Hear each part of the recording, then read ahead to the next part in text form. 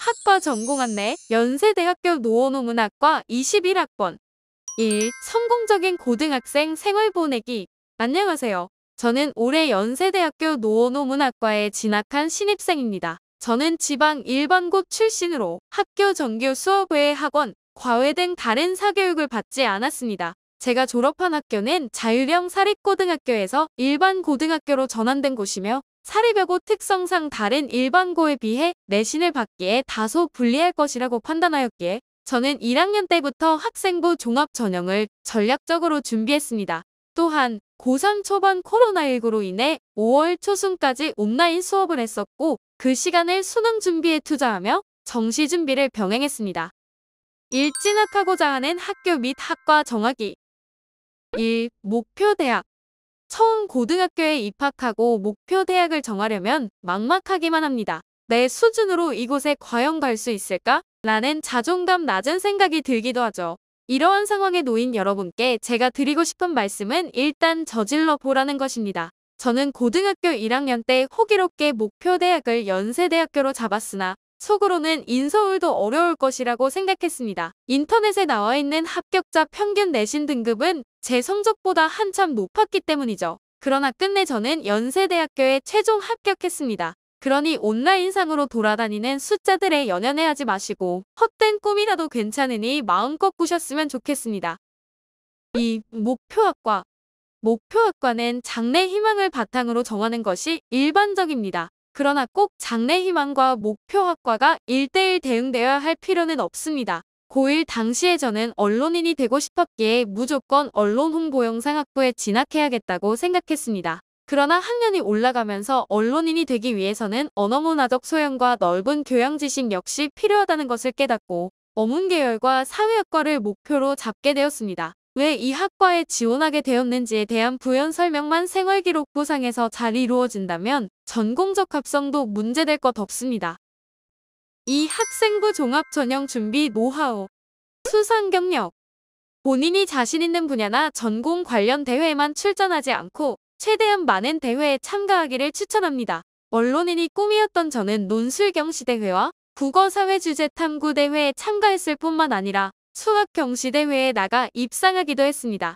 또 특정 과목에서의 수상 경력은 부족한 내신 성적을 보완하는 데 도움이 되는 것 같습니다.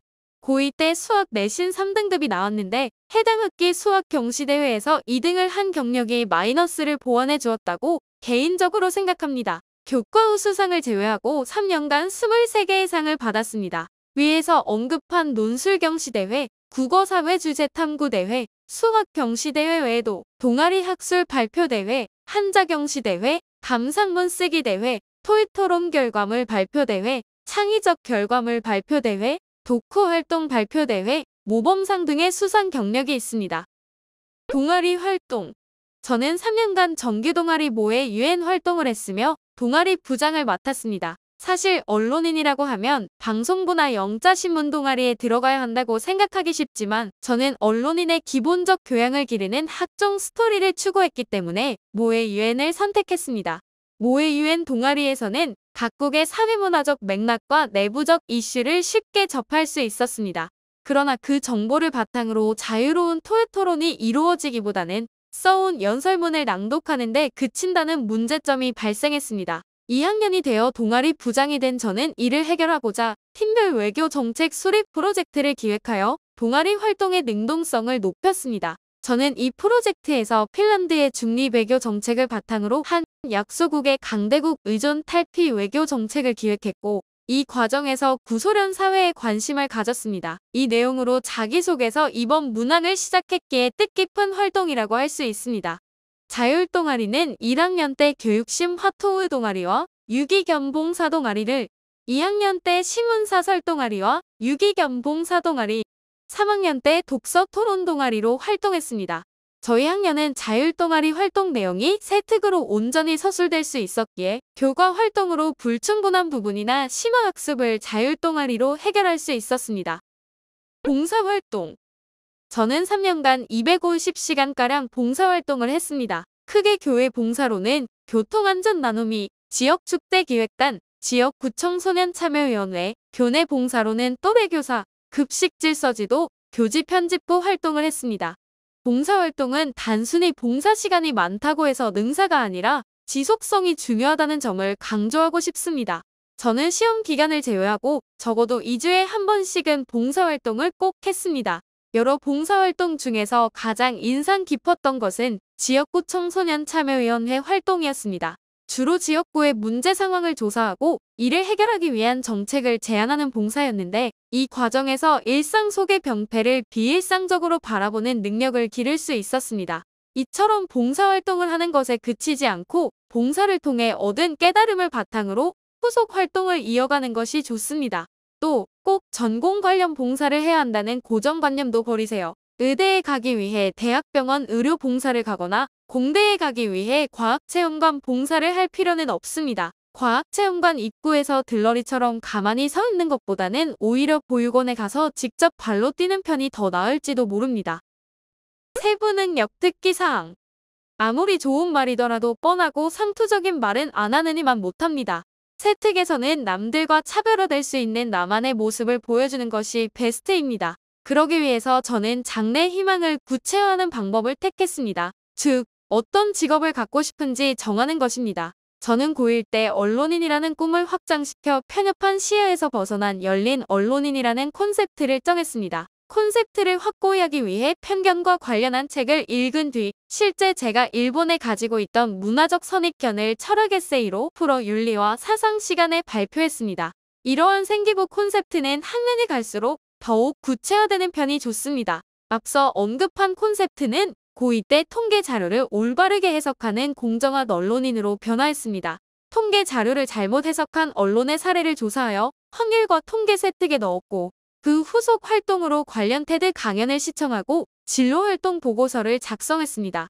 이처럼 생기부 전반적인 영역이 일관성 있게 이어지게 하는 것이 필요합니다. 선생님께서 수업 시간에 시키시는 것만 하고 끝내지 말고 후속 활동을 함으로써 본인의 학문적 호기심을 보여줘야 합니다. 어떤 후속 활동을 해야 할지 모르겠다면 무작정 관련 도서를 찾아 읽어보세요. 책을 읽다 보면 본인에게 꽂히는 부분 하나쯤 발견할 수 있을 겁니다. 그게 차별화된 생기부의 시발점입니다. 3. 내신 성적 관리 노하우. 제 최종 내신 성적은 1.66으로 약간의 상승 곡선을 그렸습니다. 앞서 언급했듯이 저는 중고등학교 내내 사교육을 받지 않았으며 오로지 공교육으로만 공부했습니다. 이 점을 고려해서 읽어주시면 감사하겠습니다. 1. 예 복습을 습관화하자. 저는 수업 시작 전 쉬는 시간에는 지난 시간에 배운 내용 복습 및 당일 배울 내용을 예습했고 수업 직후 쉬는 시간에는 방금 배운 내용을 복습했습니다. 당일 야간 자율학습 시간에는 교과서 평가 문제집을 풀면서 또다시 복습했습니다. 이렇게만 하면 벌써 3회독을 달성하게 됩니다. 인간은 망각의 동물이기에 분명 수업 시간에 들은 내용이더라도 시간이 조금만 흐르면 까먹기 쉽습니다. 특히 수업 앞뒤 쉬는 시간에 예 복습을 하는 것은 나중에 시험 기간에 사라진 기억을 끄집어내는 데 드는 에너지 소비를 줄여줍니다. 미리미리 공부한다고 생각하시고 예 복습을 철저히 하셨으면 좋겠습니다. 이 나만의 필기 노트를 만들자. 시중에 예쁘고 깔끔하게 정리된 필기본이 널렸지만 최고는 자신이 만든 필기 노트라고 할 수 있습니다. 저는 수업 시간에 선생님이 해주신 말씀 대부분을 교과서에 받아 적었고 당일 무조건 공책에다 그 내용을 보기 좋게 정리했습니다. 꽤나 힘들고 시간이 오래 걸리지만 필기 과정에서 스키마가 형성되어 학습 내용을 이해하고 암기하는 데 큰 도움이 됩니다. 그렇게 만든 필기 노트는 한 번 보고 끝내는 것이 아니라 항상 들고 다니면서 자투리 시간에 자주 들여다봐야 합니다. 저는 샤프로 키워드가 될 만한 부분을 수십 번씩 밑줄 긋고 동그라미 치면서 흑연이 다 번질 때까지 공부했습니다. 시험 직전에는 제가 가장 취약한 내용에다 단색 형광펜으로 표시하여 그 부분을 중점적으로 암기했습니다.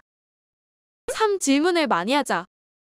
아무리 스타 강사들이 대단할지라도 내신 시험 출제 요원은 바로 우리 선생님들이십니다. 교과 선생님께서 수업 시간에 말씀하신 내용이 곧 힌트입니다. 저는 복습을 하다 궁금한 것이 생기면 포스트잇을 꺼내 질문 내용을 적고 해당 교과서 페이지에 붙여놓았습니다. 그리고 쉬는 시간에 선생님을 찾아가 질문을 하며 궁금증을 해결했습니다. 이는 단순히 질문과 답변 과정으로만 치부하면 안 됩니다.